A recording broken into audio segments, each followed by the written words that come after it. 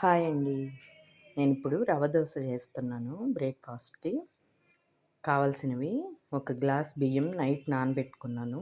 అది పొద్దున్నే మిక్సీ వేసేసుకున్నాను మెత్తగా నీళ్లు వేసి.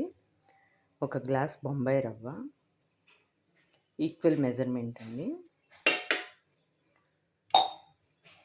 ఇంకో గ్లాసు గోధుమ పిండి తీసుకుంటాను. మామూలుగా అయితే మైదా తీసుకుంటారు కదా! మైదా మంచిది కాదని నేను ఆ ప్లేస్‌లో గోధుమ పిండి తీసుకుంటున్నాను. ఇదిగోండి గోధుమ పిండి తీసుకున్నాను. కొంచెం వెల్తిగా తీసుకున్నాను.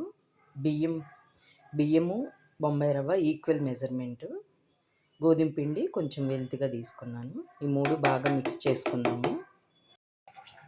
ఇదిగోండి 3 కలిపి ఇలా బాగా వాటర్ పోసుకొని ఇంత పల్చగా కలుపుకోవాలి.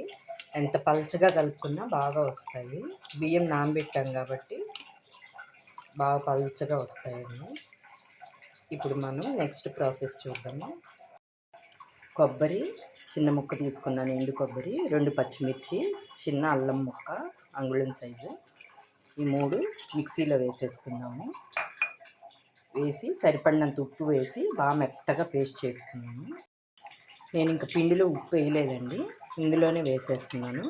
దోశకు సరిపడినంత ఉప్పు. కల్లుప్పు వేస్తే టేస్ట్ చాలా బాగుంటుంది. ఇదిగోండి ఇలా మెత్తగా పేస్ట్ చేసేసుకున్నాం కదా, కొంచెం వాటర్ పోసి కడిగేసి పిండిలో కలిపేసుకుందాము. ఇదిగోండి పచ్చికారం అంతా మొత్తం పేస్ట్ అంతా కలిపేసాను పిండిలో. ఇప్పుడు నేను ఒక 2 క్యారెట్లు తురిమి పెట్టుకున్నాను, అది కూడా కలిపేస్తున్నాను. క్యారెట్ మొత్తం కలిపేసుకున్నాం కదా, ఒక స్పూన్ అంతా జీలకర్ర ఇలా నలుపుతా వేసేసేయాలి. ఇది కూడా వేసి బాగా కలిపేసుకున్నాము. ఇదిగోండి జీలకర్ర కూడా వేసి కలబెట్టేసుకున్నాను. ఇప్పుడు మనకి రవ్వ దోస పిండి రెడీ అయిపోయింది. పల్లీ చట్నీకి వేయించి పెట్టేసుకున్నాను. ఇప్పుడు చట్నీ వేసేసి దోశ వేసి చూపిస్తాను. ఇదిగోండి చట్నీ రన్ చేసేసుకున్నాను, పల్లీ చట్నీ. రవ్వ దోస పిండి రెడీగా ఉంది. ఇప్పుడు మనం దోశకి ప్యాన్ పెట్టేసుకున్నాము. నేను పెనం మీదే చట్నీకి తాలింపు పెట్టేస్తున్నానండి. మీలో ఎవరైనా ఇలా చేస్తారా? మనకు అర్జెంటు పని ఉన్నప్పుడు ఇట్లా ఫాస్ట్గా అయిపోవాలని నేను అప్పుడప్పుడు ఇలా చేస్తాను. మీలో ఎవరైనా ఇలా చేస్తే కామెంట్ చేయండి. నూనె కాగింది కదా, చట్నీకి నేను పొట్టు మినపప్పు వేస్తానండి. ఒక్కసారి ట్రై చేయండి. పొట్టు మినపప్పుతో తాలింపు వేయండి, చాలా బాగుంటుంది. ఇదిగోండి కరివేపాకు కూడా వేసేసాను. పొట్టు మినపప్పు, ఆవాలు, జీలకర్ర, కరివేపాకు, ఎండుమిర్చి వేసానండి. చట్నీలో వేసేస్తాను. ఇదిగోండి చట్నీ రెడీ అయిపోయింది. తాలింపు వేసేసాను. ఇప్పుడు దోశ వేసుకున్నాము. పెనం కాలింది కదా, లైట్గా నూనె వేసుకొని దోశ పిండి వేసేస్తాను.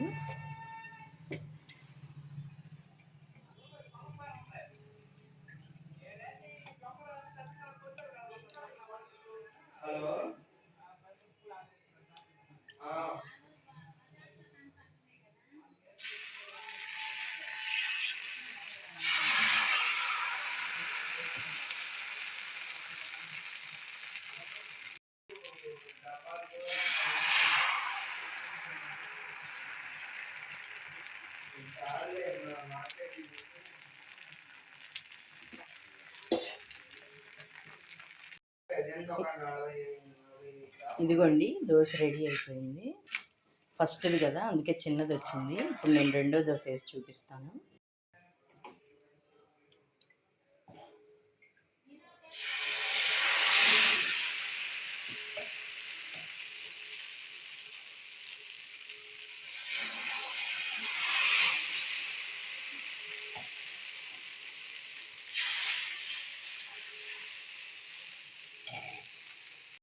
రవ్వ దోశకి ఎప్పుడైనా పెనం బాగా కాలి ఉండాలండి. ఇదిగో చూసారా, మనం బియ్యం నానబోసుకున్నాం కాబట్టి దోశ బాగా లెగిసి వస్తుంది. అదే ముడిపిండి అయితే మనకు కొంచెం కష్టపడాలి.